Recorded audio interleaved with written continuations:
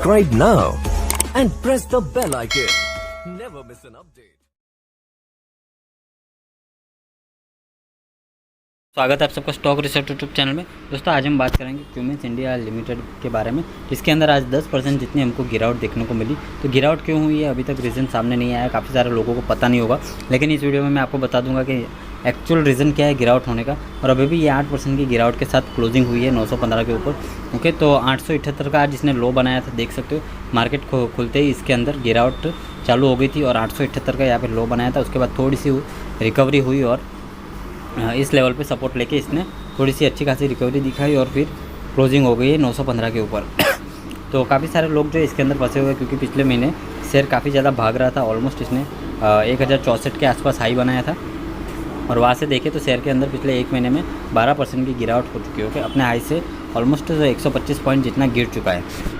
तो इस लेवल पे आपको बाई करना चाहिए या नहीं, और फंडामेंटल कैसे है कंपनी के बारे में काफ़ी कुछ जानेंगे। कंपनी के बारे में जो न्यूज़ है उसको समझने से पहले आपको कंपनी क्या करती है वो समझना ज़रूरी है। साथ ही मैं आपको चार्ट देखना भी सिखाऊंगा। तो जो भी नए लोग हैं प्लीज़ चैनल को सब्सक्राइब कर दीजिए, और भी किसी शेयर के बारे में जानना चाहते हैं प्लीज़ चैनल के नीचे कमेंट कीजिए। और आपने अभी तक टेलीग्राम चैनल ज्वाइन नहीं किया है तो जल्दी से ज्वाइन हो जाइए। टेलीग्राम में जो मैं डेली निफ्टी और बैंक निफ्टी के कॉल्स देता हूँ वो ब्लास्ट हो रहे हैं डेली, और काफ़ी सारे लोग पैसा कमा रहे हैं ऑलरेडी। तो आप भी ज्वाइन हो सकते हो, एकदम फ्री ऑफ कॉस्ट है। और जो लोग पेड मेंबरशिप लेना चाहते हैं उसकी भी डिटेल टेलीग्राम में मिल जाएंगी। पेड मेंबरशिप में आप आराम से मंथली 40-50 हज़ार कमा सकते हैं। जल्दी से जाकर टेलीग्राम ज्वाइन कर लीजिए। तो दोस्तों ये आज की हमारी अर्निंग है, ऑलमोस्ट 76,000 के भी ऊपर का प्रॉफिट हुआ है आज हमको। ये मैंने टेलीग्राम में भी पोस्ट कर दिया है। अगर आप भी इसी तरह की इनकम कमाना चाहते हो तो जल्दी से मेंबरशिप ज्वाइन कर लो, टेलीग्राम में ज्वाइन हो जाओ। सारी डिटेल आपको मिल जाएगी। आप पहले ट्रायल कॉल लीजिए, उसके बाद ही ज्वाइन कीजिए। 2-4 दिन देखिए हमारे live call, free of calls जो मैं देता हूँ टेलीग्राम में, उसको आप ट्राई कीजिए। उसके बाद ही आप मेंबरशिप ज्वाइन कीजिए। तो जल्दी से टेलीग्राम में ज्वाइन हो जाए ताकि आपका भी पोर्टफोलियो इसी तरह से हर रोज़ बढ़ता रहे। तो दोस्तों कंपनी जो है क्यूमिंस इंक्लूसिव, जो कि एक यूएसए की कंपनी, उसके साथ मर्ज है। कंपनी क्या करती है, कंपनी बनाती है डीजल इंजन, जिसका डिज़ाइन, मैन्युफैक्चरिंग और डिस्ट्रीब्यूट कंपनी खुद ही करती है। डीजल इंजन बनाती है 2.8 से 95 लीटर्स के, और ऐसे डीजल इंजन जैसे अल्टरनेटिव फ्यूल पावर जनरेटर बनाती है, जिस कंपनी की फ़िलहाल कैपेसिटी 3000 किलोवाट से भी ज़्यादा है। ओके, तो कंपनी का जो मेन बिजनेस है वो है इंजन बिजनेस डिवीज़न, जिसमें से कंपनी का 69% रेवेन्यू आता है। ओके, इन शॉर्ट समझ लीजिए कि डीजल वाले जनरेटर ही बनाती है, या फिर उससे अल्टरनेट पावर कंज्यूमिंग वाली, जिससे डीजल से चलने वाली चीज़ें बनाती है, डीजल इंजन बनाती है। ओके, तो इसमें यूएसए की कंपनी है, इसमें कंपनी लीडर है और काफ़ी ज़्यादा फैला हुआ है कंपनी का बिज़नेस।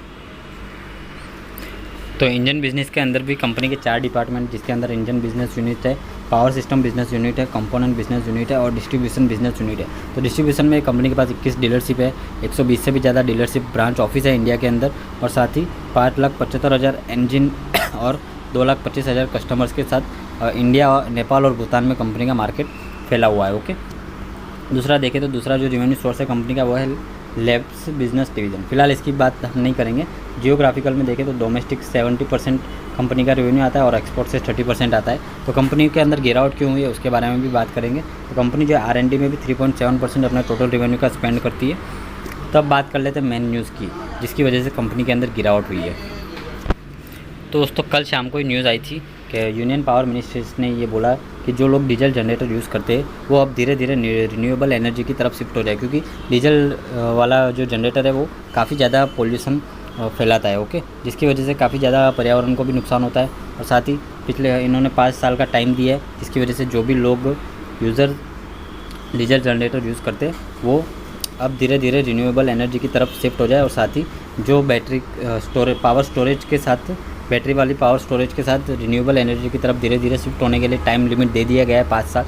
और क्यूमिंस इंडिया क्या करती है, वही डीजल जनरेटर बनाती है। ओके, तो इससे क्या होगा, इनके बिज़नेस पर इम्पैक्ट होगा। ओके, अगर लोग डीजल जनरेटर छोड़ के धीरे धीरे बैटरी वाली रिन्यूएबल एनर्जी की तरफ शिफ्ट होते हैं तो इनके बिज़नेस पे काफ़ी बड़ा इम्पैक्ट हो सकता है। ओके, पहले से भी इनका बिज़नेस पिछले 5 सालों में कुछ खास ग्रो नहीं किया है।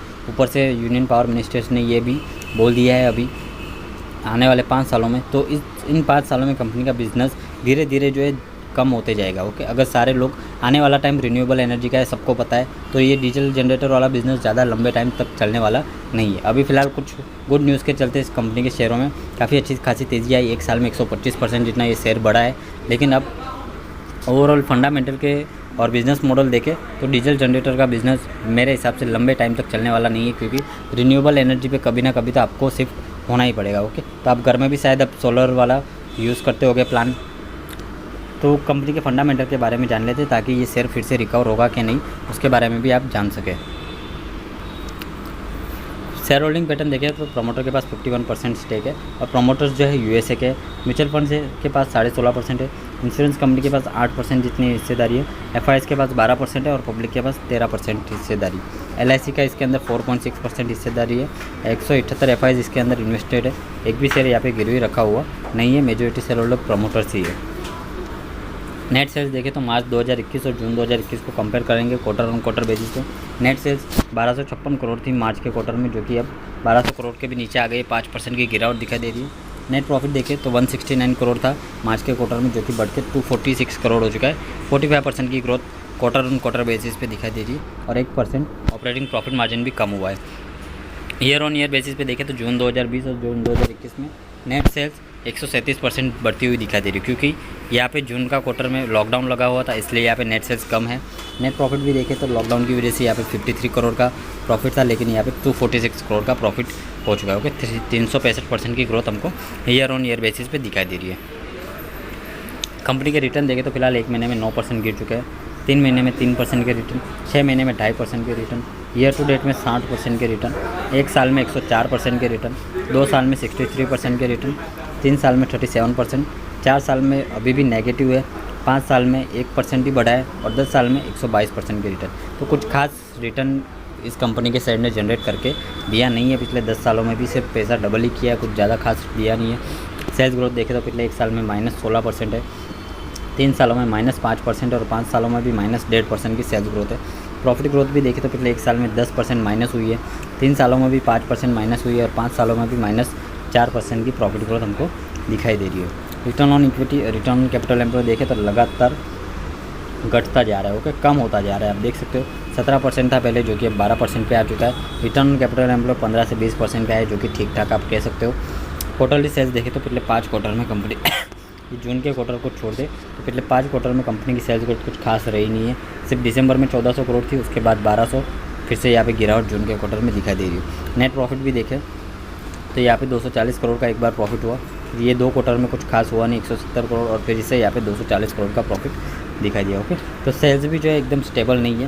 पिछले 5 सालों के अगर नेट सेल्स देखें तो 2017 में भी इनकी सेल्स 5100 करोड़ थी, 18 में भी 5100 करोड़ थी, 19 में 5600 करोड़ हुई, 2020 में भी 5100 करोड़ और 2021 में सेल्स में 20% की गिरावट आप देख सकते हो।